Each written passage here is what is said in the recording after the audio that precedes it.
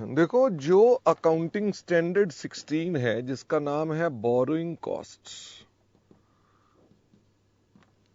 ये सब पर अप्लाई होता है, अप्लाइज ऑन ऑल।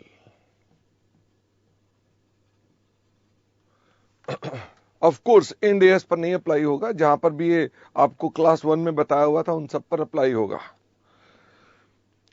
बोरोइंग का मतलब क्या होता है? बोरोइंग का मतलब है सरल भाषा में लोन। तो बोरोइंग कॉस्ट का मतलब क्या हो गया? यानी कि cost of loan. Loan long term भी हो सकते हैं, लोन शॉर्ट टर्म भी हो सकते हैं। क्या लोन लीजेस के रूप में भी हो सकते हैं? हाँ, किसी भी रूप में हो सकते हैं। लोन के बारे में हम बात नहीं कर रहे हैं।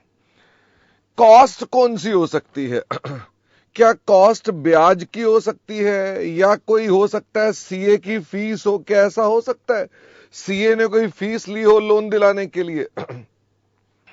तो वो भी हो सकती है। बच्चे ने कहा बैंक के प्रोसेसिंग चार्ज भी हो सकते हैं। बिल्कुल ठीक, बैंक के प्रोसेसिंग चार्ज भी हो सकते हैं। अच्छा, बच्चे ने पूछा क्या डिबेंचर्स भी लोन में आएंगे? फटाफट से बताओ, क्या डिबेंचर्स भी लोन में आएंगे? बताओ भाई। The answer is yes, debentures भी लोन होते हैं। तो यानी आप जेनरिक सेंस में देखेंगे। अच्छा, क्या डिबेंचर्स के ऊपर भी कॉस्ट आती है, इंटरेस्ट की आती है? इनमें तो एक और भी कॉस्ट आती है, premium on redemption of debentures. कि डिबेंचर्स को कई बार आप ज्यादा पैसे देते हो, वो भी कॉस्ट होती है। यानी सरल भाषा में मुझे बताइए, क्या कॉस्ट में सारी कॉस्ट आएंगी? जो भी लोन के साथ संबंधित हैं वो आएंगी। अमन ने बोला क्या डिस्काउंट ऑन इश्यू भी आएगा? फटाफट से बताओ। उन्होंने कहा डिबेंचर्स का क्या डिस्काउंट ऑन इश्यू भी आएगा? द आंसर इज यस, तो वो भी आएगा। और तो और एक बात मैंने आपके साथ नहीं डिस्कस की है, वो भी आएगी, वो बाद में कवर करेंगे। कभी कभी एक्सचेंज डिफरेंस भी आएगा। ओ माय गॉड, क्या ये मेरे लिए पेंडिंग पॉइंट है? हां, तो इसकी मैं चर्चा आपके साथ नहीं कर रहा हूं, लेकिन मैंने कहा ये हम बाद में देखेंगे।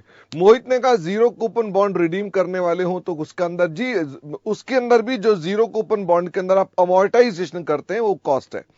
इसका मतलब कॉस्ट का मतलब कॉस्ट है। Okay, it is not interest. Interest भी एक एक्सपेंस है। ओके, फिर भी हमने कहा बोरिंग कॉस्ट का एक कॉन्सेप्ट है। मुझे फटाफट से बताओ बोरिंग कॉस्ट का कॉन्सेप्ट क्या है? बोरोइंग कॉस्ट इनकर्ड ऑन, फटाफट से बताना किसके ऊपर? बोरोइंग कॉस्ट इनकर्ड ऑन, फटाफट से बताओ किसके ऊपर? कंस्ट्रक्शन, एक्विजिशन, प्रोडक्शन ऑफ क्या? Qualifying assets.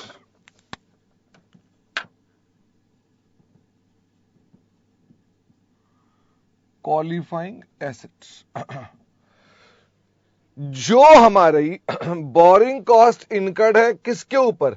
On construction, acquisition और production of qualifying asset should be, फटाफट से बताओ जी क्या कर देंगे? शुड बी, बताओ भाई क्या कर देना चाहिए? Capitalised with assets. हम एसेट के साथ उसे क्या कर देंगे? कैपिटलाइज कर देंगे। कैपिटलाइज का क्या मतलब होता है? फटाफट से बताओ। कैपिटलाइज का मतलब है added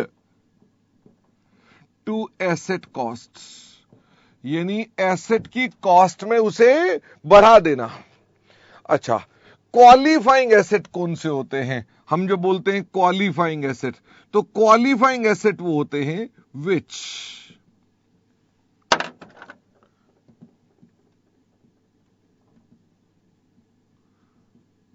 necessarily take substantial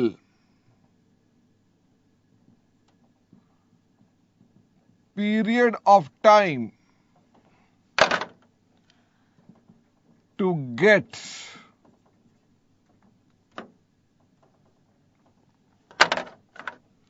ready for intended use. जो क्या लेते हैं, नेसेसरीली सब्सटेंशियल पीरियड टाइम। अब नेसेसरीली का क्या मतलब है? नेसेसरीली का मतलब है नॉर्मली, ज्यादातर, ठीक है। जो नॉर्मली क्या लेते हैं, substantial period of time. Substantial period का क्या मतलब है? फिर अब यहां हमारे जो स्टैंडर्ड है उसमें तो लिखा है सब्सटेंशियल, तो सब्सटेंशियल का क्या मतलब है? सब्सटेंशियल का मतलब है 12 मंथ और मोर, 12 मंथ और more. To get ready for intended use मतलब जो हम चाहते हैं, जो हम चाहते हैं वहां तक एसेट को ले जाने के लिए। मान लो हम एसेट को बेचना चाहते हैं, तो मतलब क्या हमारा इंटेंडेड यूज क्या है? फटाफट से बताओ, हमारा इंटेंडेड यूज क्या है? बेचने का। तो यानी जो एक एसेट नॉर्मली लेता है, कितना समय? 12 महीने या उससे ज्यादा। किसके लिए? तैयार होने के लिए। किस काम के लिए? बिकने के लिए। बात समझ में आती है? बिकने के लिए, तैयार होने के लिए। तो मुझे कोई ऐसे एसेट का एग्जाम्पल दो जो नॉर्मली 12 महीने लेता है तैयार होने में, बिकने के लिए। फटाफट से बताओ। तो क्या हो गया? वाइन, ठीक है। या क्या हो गए? फ्लैट्स, बड़े बड़े जो फ्लैट्स हैं वो सब इसके अंदर आ जाएंगे जो हम बेचते हैं। क्या ये 12 महीने का पीरियड फिक्स है या हमारे पास फिक्स नहीं है? तो this period is not fixed. यानी 12 महीने आपके लिए हम कोई फिक्स नहीं है। क्या लोअर पीरियड भी ले सकते हैं? Lower also allowed if justified. आपको लगता है तो लोअर पीरियड भी ले सकते हैं, कोई दिक्कत की बात नहीं है।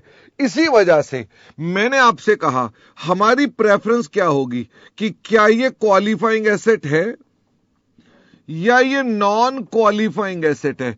तो हमारी प्रेफरेंस किसके प्रति होगी? फटाफट से बताओ, हमारी प्रेफरेंस किसके प्रति होगी? जहां पर भी झमेला पड़ेगा तो मेरी प्रेफरेंस क्या होगी? Qualifying asset. क्या मैं 12 महीने से लोअर पीरियड को भी ले लूंगा? The answer is yes. फिर भी मैं कॉमन सेंस को नहीं छोड़ूंगा। इसका मतलब अगर एक एसेट बिल्कुल तैयार होने में समय ही नहीं ले रहा है तो मैं झमेले में नहीं पड़ूंगा, मैं उसे नॉन क्वालिफाइंग बोल दूंगा। ओके, तो थोड़ा सा ये आपके लिए चिंताजनक हो जाता है, इसको समझना। फिर भी हम इसके कुछ एग्जाम्पल्स की बात करते हैं कि कौन कौन से एग्जाम्पल्स हो गए जो हमारे पास हैं। एक तो हो गया जो आप कंस्ट्रक्ट कर रहे हैं। फटाफट से बताओ, कंस्ट्रक्शन ऑफ, किसकी कंस्ट्रक्शन? बिल्डिंग। अच्छा, फिर और क्या आएगा? Plant, road. ध्यान दें, मैंने प्लांट लिखा है, क्या मशीनरी लिखा है? मैंने प्लांट लिखा है। प्लांट का मतलब क्या होता है? बड़ा। ओके, अच्छा।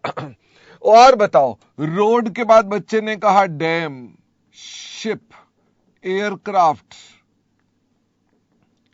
एक्सेट्रा। ओके, बड़े सारे हो गए हमारे पास।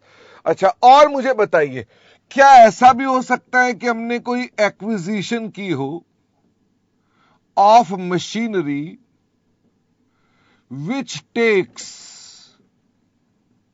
Substantial periods? ध्यान देना, मैंने इसमें वर्ड लिखा विच टेक्स सब्सटेंशियल पीरियड। अगर खाली मैं लिख दूं कि मैंने मशीन अक्वायर की तो आप क्या मान लेंगे? तो मशीन को छोटा मानेंगे। क्या मेरी बात समझ में आ रही है? खाली मशीन अक्वायर की तो छोटा सा होगा, लेकिन उसने कहा मशीन जो लेती है सब्सटेंशियल पीरियड तो क्या हो गया? बड़ा। अच्छा, लिखा हुआ है प्लांट, तो प्लांट को आप क्या मानेंगे? मेरी बात को समझें, प्लांट को बाय नेचर ही क्या मानोगे? बड़ा। मशीन को बाय नेचर ही क्या मानोगे? छोटा। पर मशीन के आगे लिखा हो बड़ा तो वो बड़ा, प्लांट के आगे लिखा हो छोटा तो छोटा। ओ माय गॉड, क्या सुबह सुबह दिमाग खराब कर रहे हो? बोलो ना, हुआ कि नहीं हुआ? ओके तो यानी मैंने आपको बेस्ट असम्पशंस बताई हैं कि आपको ये असम्पशन लेनी है। मुझे ये बताओ, प्रोडक्शन ऑफ वाइन्स, ठीक है, या फ्लैट्स बाय बिल्डर्स, ध्यान देना ऊपर वाली बिल्डिंग में और नीचे वाले फ्लैट में क्या अंतर है? ऊपर वाली बिल्डिंग में और नीचे वाले फ्लैट में क्या अंतर है? ये पीपीई है। ओ, और प्रोडक्शन जो फ्लैट की होती है ये स्टॉक होता है। बाकी अल्टीमेटली तो बिल्डिंग बिल्डिंग होती है। क्या इनके लिए दिया गया एडवांस भी इसके अंदर आएगा? फटाफट से बताओ कि यानी इनके लिए अगर कोई एडवांस है तो एडवांस की जगह खत्म हो गई है तो कहां पर लिख दूं? और मैंने कहा इसके लिए एंड एडवांसेस। भाई हमने कोई एडवांसेस दिए हैं इनके लिए, वो भी आएंगे। मुझे फटाफट से बताओ हाँ, हर जगह डेफिनेशन और कॉमन सेंस, बिल्कुल मोहित, फिर भी आपको आदत पड़ जाएगी, चिंता की बात नहीं। मुझे बताओ कोई ऐसे एग्जाम्पल दो जो नॉन क्वालिफाइंग है। नॉन क्वालिफाइंग एसेट्स के एग्जाम्पल दो। इसमें क्या क्या आएगा? इसमें आएगा परचेज ऑफ मशीन। मुझे फटाफट से बताओ, परचेज ऑफ मशीन, तो मशीन बोला है खाली, तो किस में मान लोगे? छोटा। कैफी ने कहा परचेज ऑफ टूल्स। अच्छा, क्या इसमें एडवांसेस भी आएंगे? हां, advance for machine, advance for tool. ये बार बार ना भी कहूं, वर्ड एडवांस तो समझ में आ गई ना। एक बच्चे ने कहा सर इक्विपमेंट्स, बिल्कुल ठीक, purchase of equipments plus advance. और बताओ और अच्छा, एक बच्चे ने कहा वर्किंग कैपिटल, एक बच्चे ने कहा रॉ मटेरियल। तो क्या वर्किंग कैपिटल रॉ मटेरियल एक ही बात है? वर्किंग कैपिटल आ गया तो अपने आप सारे आ गए, डेटर वेटर आ गया, स्टॉक आ गया, सब कुछ आ गया। नेहा बार बार कह रहे हैं पेंसिल, क्या मैं पेंसिल का एग्जाम्पल लिखूंगा? नेहा 5 बादाम सुबह खाया करो, ठीक है। क्लास में एग्जाम्पल ऐसे ही पेंसिल का दे दिया तो मेरे से लिखाओगे? नालायक। अच्छा, बच्चे ने कहा purchase of furniture, okay, purchase of furniture. अच्छा, और बताओ परचेज ऑफ, एक और बच्चे ने बोला था अभी इन्वेस्टमेंट्स। क्या इन्वेस्टमेंट क्वालिफाइंग होती हैं? आपने शेयर खरीदे, क्या वो इसमें आएंगे? The answer is no. अच्छा, एक बच्चे ने कहा नो हाउ, कि हमने नो हाउ खरीदी। नो हाउ मतलब इनटेंजिबल एसेट्स, तो ये इनटेंजिबल एसेट्स भी जो हैं वो नॉन क्वालिफाइंग में आ जाएंगे। गुडविल भी आ जाएगी। बेटा जो बार बार बोल रहा है ट्रक, किस ट्रक नहीं लिखा क्या मैंने अभी तक? अच्छा, व्हीकल्स लिखा ही नहीं, मुझे लगा था लिख दिया है। मैंने कहा देखो बार बार कह रहे हैं लेकिन लिखा हुआ है, तो हमने अपने पास यहां व्हीकल्स भी लिख दिए। व्हीकल में सारे आ गए, ट्रक, कार, ये वो सब चीजें आ गए। मिस्टर रोहिन RO कह रहे हैं पेंसिल क्यों नहीं आ रही? अच्छे एग्जाम्पल्स की बात करो ना। पेंसिल तो वैसे उदाहरण दे दिया था मैंने, उसका मतलब थोड़ा ना है इंटेंडेड यूज ना लिखे, सिर्फ यूज लिखे। हाँ चंद्रकांत, असल में क्या है, इंटेंडेड यूज में और यूज में अंतर है। मैं अपने फोन का इस्तेमाल फोन के लिए करता हूं, तुम अपने फोन का इस्तेमाल वीडियो रील बनाने के लिए करते हो, तो दोनों का इंटेंडेड यूज अलग है। ओके, इसका मतलब यह कि आपको देखना है कि मेरा और आपका इंटेंडेड यूज क्या है, उसके लिए काम किया जाता है। चलिए, तो मेरे ख्याल से अगर आपको समझ में आ गई है कि इसमें कोई और दिक्कत नहीं, तो मैं कह सकता हूं ये आइटम्स यहां पर आ गई कि ये हमारे पास नॉन क्वालिफाइंग है। मुझे ये बताओ, कंस्ट्रक्शन, एक्विजिशन और प्रोडक्शन क्या है? कंस्ट्रक्शन का मतलब क्या होता है? फटाफट से बताओ। कंस्ट्रक्शन का मतलब है बनाना, केला नहीं है बनाना, ठीक है। एक्विजिशन का मतलब है खरीदना, और प्रोडक्शन का मतलब क्या है? उत्पादन, मैन्युफैक्चर करना, उत्पादन ही ठीक है ना, ठीक है। तो ये सब इसमें आ गए। अच्छा, मुझे ये बताओ बाकी की बोरिंग कॉस्ट कहां जाएगी? बैलेंस बोरिंग कॉस्ट, जो बाकी की बोरिंग कॉस्ट है वो कहां जाएगी? भाई ये तो कैपिटलाइज कर दी, तो बाकी कहां जाएगी? बाकी जाएगी प्रॉफिट एंड लॉस में। ओके, बाकी कहां जाएगी? प्रॉफिट एंड लॉस में। एज बताना कहां पर जाएगी? Finance cost. याद है आपको फाइनेंस कॉस्ट बोलते हो, किस नाम से बोलते हो? शेड्यूल 3 में फाइनेंस कॉस्ट के नाम से जाएगी। क्या आपने पहले भी ऐसा किया हुआ है? हाँ सर, हमको ना बचपन की याद आ रही। क्या बचपन में सिर्फ यही ही तुम्हारे लिए कॉन्सेप्ट था?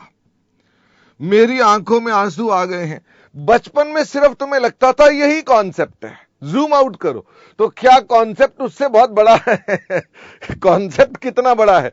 इतना बड़ा है। हम खाली इसको ही समझते थे ये कॉन्सेप्ट है। ओके, तो इसका मतलब क्या आपको बात समझ में आती है? अभी इसमें क्या क्या मुद्दे आते हैं? अभी इसमें मुद्दा आता है सर, वाई वी कैपिटलाइज। हम कैपिटलाइज क्यों करते हैं? How we calculate it. हम उसकी कैलकुलेशन कैसे करते हैं? What are the journal entries?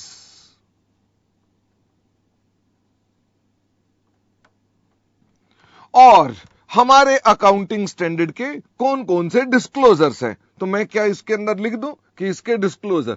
तो मुझे फटाफट से बताओ क्या क्या पेंडिंग है इस स्टैंडर्ड में? क्या क्या पेंडिंग है फटाफट से बताओ। जहां 3 जगह गोले लगाए हैं, ये 3 पेंडिंग है। ओके, यानी ये मैं आपके साथ बातें करूंगा और हमारा स्टैंडर्ड इसके साथ ही समाप्त हो जाएगा। बट अभी बहुत सारा काम है करने वाला, तो इसका मतलब हम धीरे धीरे आगे चलेंगे। क्या आप तैयार हैं आगे बढ़ने के लिए?